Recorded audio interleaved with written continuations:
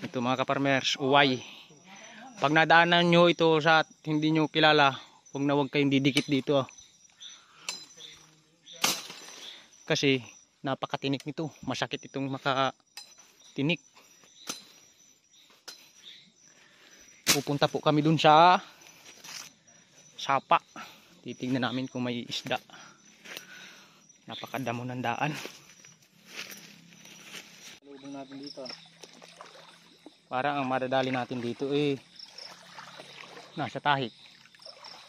Tangan mo daw ito, Marnil.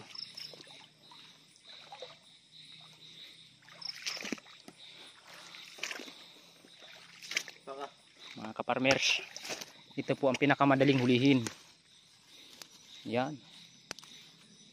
Ako, yung inabot. Masarap po ito ginisa sa piniritong tilapia. Kung makakahuli ng tilapia. Pag wala, gagataan na lang namin to.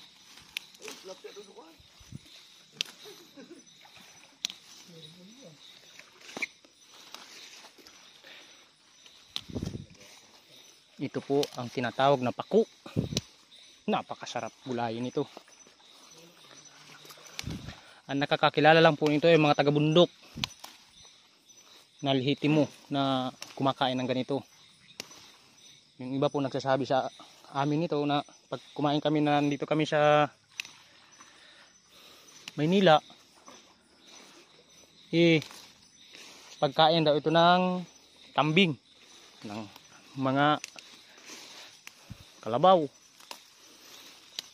Pero di nila alam mga kaparmer, napakasustansya nito. Ano, nakahuli kayo dyan?